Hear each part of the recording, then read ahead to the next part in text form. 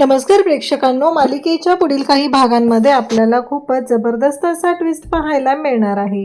म्हणजे नक्की काय होणार आहे, कशा पद्धतीने गोष्टी क्लिअर होणार आहेत ते आपण डिटेलमध्ये पाहणार आहोत. म्हणजेच आता सुष्मिताने घरातील चाव्या अधिकार मागितलेले असतात. स्वानंदी चिडलेली असते, पण त्याच वेळी समर म्हणतो की स्वानंदी मॅडम शांत व्हा, रागावू नका. मग समर इकडे सुष्मिताला म्हणतो की ठीक आहे, या घराच्या चाव्या 15 दिवस तुझ्याकडे असतील. सगळं तुला हवंय ना, अधिकार हक्क सगळं स्वानंदी मॅडम जे बघतात ते सगळं हवंय ना. लॉकरच्या चाव्या पण हव्यात ना तुला, ठीक आहे घे मग, आणि करून दाखव 15 दिवसात, तू घेऊन दाखव जबाबदारी. खरं तर समरने हा निर्णय घ्यायची गरजच नसते. समर ना वेड्यासारखं करतोय, प्रत्येक गोष्ट त्या स्वानंदीच्या त्या सुष्मिताची ऐकायला लागलेला आहे आणि त्यामुळं खूप मोठा राडा होणार आहे. आणि हे मात्र समर विसरलेला आहे. आणि ही गोष्ट आजीच्या लक्षात येते, स्वानंदीच्या लक्षात येते, तेव्हा मात्र आजी आणि त्याचबरोबर स्वानंदी या दोघींनी मिळून मल्लिकाचं थोबाड फोडलेलं आहे, तिचा भांडाफोड केलेला आहे. आणि स्वानंदीने सुद्धा सुष्मिताला चांगलीच लायकी दाखवलेली आहे. कारण काही गरज नसताना सुष्मिताने घरातल्या चाव्या अधिकार मागितलेले आहेत. ज्या मुलीला सध्या चहाही करता येत नाहीये, तिला घरात काय लागणार आहे, काय कुठलं सामान लागणार आहे, कुठल्याच गोष्टीबद्दल काही माहिती नाहीये, पण तिला मात्र घरातले अधिकार हवे आहेत.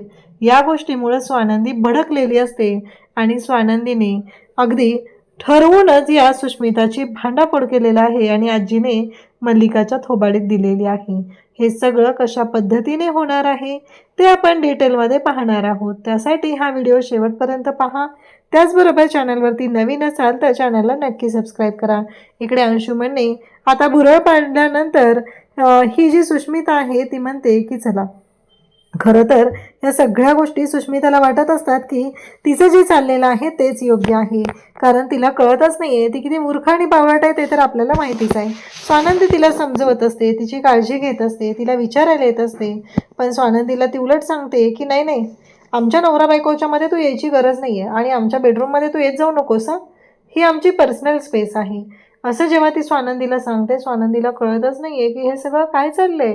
म्हणजे ही तीच सुश आहे ना ज्या सुशला मी लहानाचं मोठं केलेलं आहे, आणि ही सुश अशी कशी काय बोलू शकते, हा प्रश्न स्वानंदीला पडलेला असतो. आणि स्वानंदी बाहेर येते. सुष्मिताला मल्लिकाने मेसेज केलेला असतो आणि रूममध्ये बोलावून घेतलेलं असतं. आणि आता सुष्मिता मल्लिकाच्या रूममध्ये जाते. तिथे जाऊन तिने मल्लिकासोबत बोलत असते. त्यावेळेस मल्लिका तिला म्हणत असते की हे बघ सुश, मी तुला जे काय सांगते ते शांतपणे ऐकून घे. तिकडे समरला स्वानंदी म्हणत असते की मला कळत नाही ओ राजवाडे, काय करायचं ते. म्हणजे या सगळ्या गोष्टी चुकीच्या पद्धतीने चाललेत की काय, असं वाटायला लागलंय मला. तेव्हा समर म्हणतो काय झालं. तेव्हा स्वानंदी सांगते की सुष्मिता रडत होती. म्हणजे काय झालं होतं माहीत नाही, मी तिला विचारायला आले, पण तेवढ्यात अंशुमन तिथं आला आणि तिला घेऊन गेला. आणि आता ती म्हणते की नाही, मला काही सांगायचं नाही, मला काही बोलायचं नाही. समर म्हणतो हे बघा स्वानंदी मॅडम, कसं आहे माहिती आहे का, त्या दोघांना आपण कितीही वेगळं करण्याचा प्रयत्न केला ना, ते दोघंही ऐकायला तयार नाही आहेत. त्यांनी दोघांनी ठरवूनच टाकलेलं आहे. त्यामुळे आपण त्यांना कितीही काहीही बोललो तरी त्यांना काहीही फरक पडत नाही.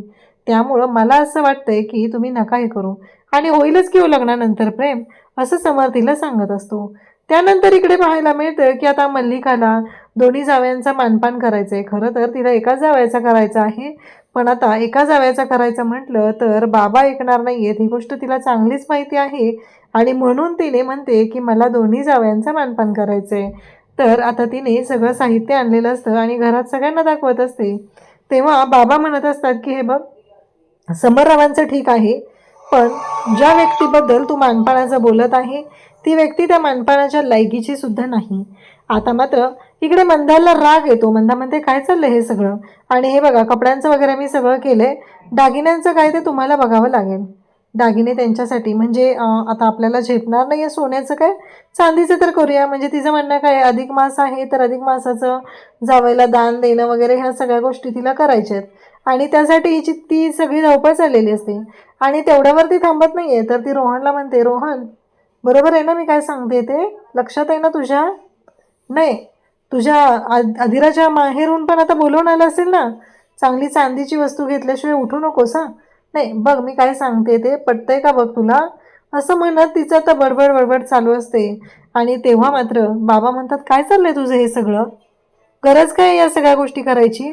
काही गरज नाही आहे, तू तुझ्या जावयांना देणार आहेस ना चांदीचं, मग त्याला पण देऊ दे ना, काय द्यायचं ते, मागून घ्यायची गरज काय आहे. हे सांगितल्यानंतर मात्र इकडे मल्लिका म्हणत असते, का का नाही मागायचं, हक्क आहे त्याचा तो. तेव्हा बाबा म्हणतात, तू पण घे सोन्याचं. मग बाबांना ती म्हणते, नाही हो, आपल्याला झेपणार आहे का, राजवाड्यांना काय चालू शकतं तेवढं.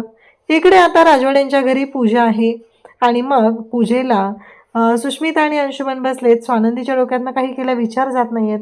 तिला काळजी वाटत आहे की माझी सूज ठीक तर आहे ना, तिला काही प्रॉब्लेम तर झालेला नाहीये ना, हे काय स्वानंदीच्या डोक्यातनं जात नसतं. ती मात्र म्हणत असते की नाही, सुष्मिता माझी ठीक असेल ना, काय घडतंय नक्की, हे सगळं चुकीचं चाललंय का, असा विचार चाललेला असतो. पूजा होती आणि सगळ्यांना नमस्कार करायला सांगितला जातो.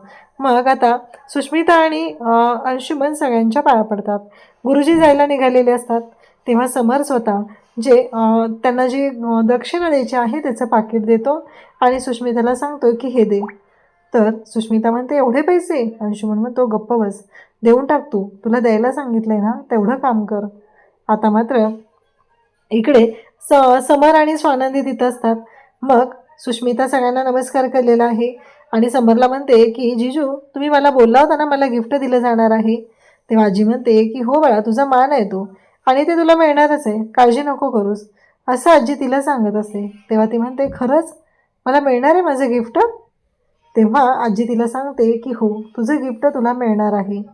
आणि मग तिथे जे पारंपरिक दागिने काढून ठेवलेले असतात, अगदी ताट भरून दागिने असतात प्रेक्षकांनो, आणि ते दागिने तिला दिले जात असतात. पण ह्या सुष्मिताच्या अंगात एवढी मस्ती आहे, ती म्हणते की नाही, कारण ती पहिल्यांदा खुश होते पण मल्लिका तिला सुनवते की ते दागिने घ्यायला होकार देऊ नकोस.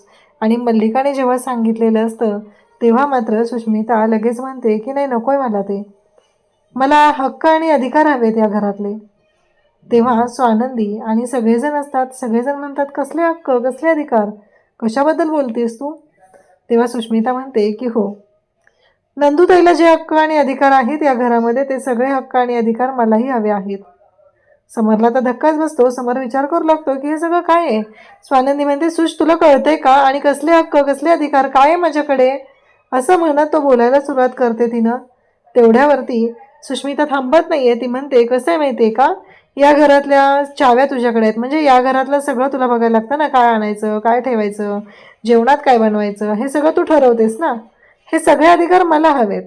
आणि चाव्या तुझ्याकडे असतीलच ना, आणि मग तुझ्याकडे तिजोरीच्या पण चाव्या असतील, तर त्या चाव्यासुद्धा मला हव्या आहेत, तरच मी समजेल की या घराने मला ॲक्सेप्ट केलेलं आहे. हे ऐकल्यानंतर खरं तर धक्का बसलेला असतो. आता कळतच नसतं समरला की काय करू, कारण ज्या गोष्टी घडत आहेत त्या वाटतात तेवढ्या सोप्या नाही आहेत हे लक्षात आलेलं असतं. कारण काहीही झालं तरीही आता ही परिस्थिती हाताळणं साधं सोपं राहिलेलं नसतं. मग समर म्हणतो की ठीक आहे, तुला हक्क आणि अधिकार हवेत ना, दिले. आता 15 दिवस हे घर तू सांभाळायचं आहेस, बघायचं आहे मला तू कसं सांभाळतेस आणि काय करते. समरने कसलाही विचार न करता डायरेक्ट आता सांगितलेलं असतं. स्वानंदी म्हणत असते की अहो राजवाडे, ऐका तरी तुम्ही, असं नका करू, हे सगळं करायची काही गरज नाही आहे. तेव्हा समर म्हणतो की हे बघा, 15 दिवस देऊ द्या. आता मल्लिका, सुष्मिता आणि अंशुमन तिघही रूममध्ये आलेले असतात. तेव्हा मात्र इकडे समर आणि स्वानंदी त्यांच्या रूममध्ये असतात आणि मग वारा सुटलेला असतो. दोघंही पडदे लावत असतात आणि दोघांचं डोकं एकमेकांच्या डोक्यांवरती आपटतं आणि हसू लागतात, म्हणजे त्यांची टक्कर होते. तर इकडे स्वानंदी म्हणते की हे काय. त्याचबरोबर इकडे सुष्मिताच्या हातातल्या चाव्या मल्लिकाने स्वतःच्या हातात घेतलेल्या असतात आणि म्हणते की आता 15 दिवसात दाखवून देते घर कसं चालवायचं आहे, एकेकाची वाट लावणार आहे, अशा पद्धतीचे तिचे शब्द चाललेले असतात. आणि नेमकं स्वानंदी आणि आजी, आता स्वानंदी बाहेर आलेली असते, स्वानंदी आणि आजी तिथून निघालेले असतात, त्यांच्या कानावरती हे शब्द पडतात आणि मग आजी तिथे मल्लिकाच्या रूममध्ये जाते. स्वानंदीला सुद्धा कळलेलं असतं की नक्कीच काहीतरी पाणी मुरतंय, काहीतरी चुकीचं घडतंय, हे स्वानंदीच्या सुद्धा लक्षात आलेलं असतं. आणि तेव्हा मात्र स्वानंदी म्हणते की नाही, काहीही झालं तरीही या सगळ्या गोष्टी ज्या आहेत ना त्या शांतपणे घेणं गरजेचं आहे. पण आजी म्हणते की नाही, आता मी शांत राहणार नाही. आणि आजी डायरेक्ट मल्लिकाच्या रूममध्ये जाते आणि मल्लिकाच्या खानदेशी कानाखाली देते आणि म्हणते, आत्ता मला कळलंय, स्वानंदीकडून चाव्या काढून घ्यायच्या होत्या ना, त्याच्यासाठी हे सगळं केलेलं आहेस ना तू, आत्ता माझ्या लक्षात आलंय. कारण हे सगळं आता त्या सुष्मिताच्या खांद्यावर बंदूक ठेवून गोळ्या मारायला लागलीस का. काही झालं तरी एक गोष्ट लक्षात ठेव, हे सगळं समरच्या आईवडिलांचं आहे, याच्यावरती कोणाचाही हक्क नाही आहे.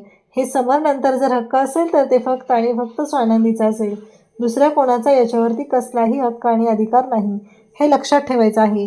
या चाव्या, हे सगळी धन दौलत, हे सगळं समरच्या बाबांनी सांभाळलेलं आहे, त्यांनी उभं केलेलं आहे. त्यामुळे या कोणत्याही गोष्टीवर कोणीही कसलाही अधिकार गाजवायचा नाही, असं स्पष्टपणे सांगितलं जातं. आणि आता मात्र वाट लागलेली असते ती म्हणजे मल्लिकाची, कारण सुनेच्या पुढे थोबाड पडून घेतलेलं असतं आणि आता मात्र तोंड लपवून फिरायची वेळ तिच्यावरती आलेली असते. अशाच अपडेटसाठी चॅनलशी कनेक्ट राहा. थँक्यू.